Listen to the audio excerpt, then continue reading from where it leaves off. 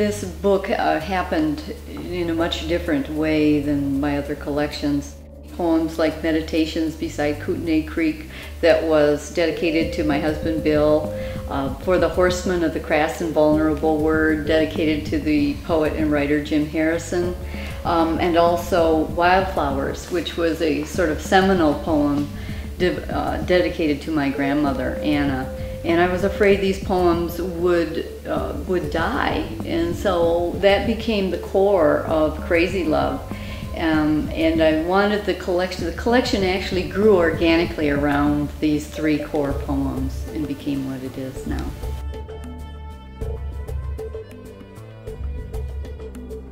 I was shocked and surprised. I didn't expect it at all. It came totally out of left field for me. I was sitting in a coffee shop in Tucson, Arizona, when I got that news, and I was totally astonished, and I couldn't jump up and scream or I would have scared everybody in the coffee shop.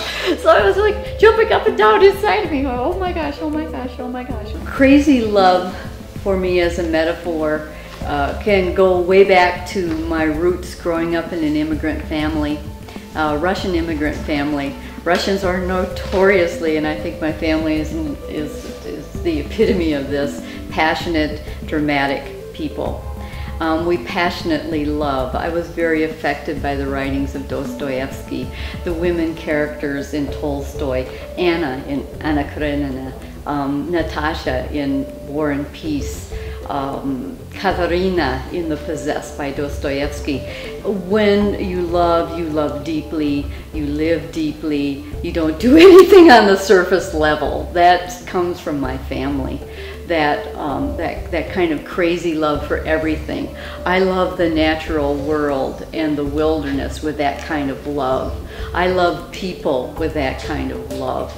And also crazy love to me on another level with these poems. These poems are invocations, they're charms against war and destruction.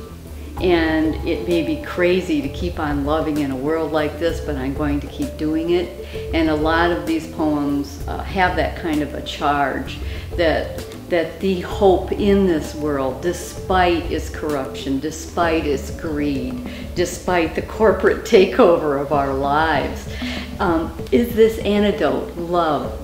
And it is crazy. It is crazy in that sense, but love and and my attachment for wilderness, because I think both are equally important. The way that we treat wilderness is the way that we treat each other. The destruction of wilderness mirrors our destruction of each other in the world. And so these things are themes that sort of run through the book, but those are the basis for this crazy love. Crazy love. Chickadees are most themselves, bravest of birds, Blackfeet say, with the heart of a grizzly booming inside their thin ribs. My grandmother said, watch out for small women, the violin of joy that flexes inside their wrists, their talent for making themselves huge as Amazons. Like all adolescents, I promised myself happiness, an adoring mate, got clay guitars instead. Thunder rained and lips tore from the 1,000 masks and dreams. Lovers slipped away like silk lilies lying to the wind. And I dreamed I watched a dwarf build an intricate toothpick pagoda at the end of a pier, jutting over the forehead of a black tossing sea. The sky was the color of wet grapes he slipped between his teeth.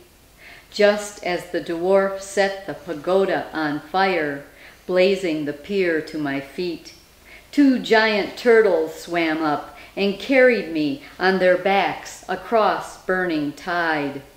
On the opposite shore, a chickadee buzzed, carrying the wrist bones of a dwarf in its beak.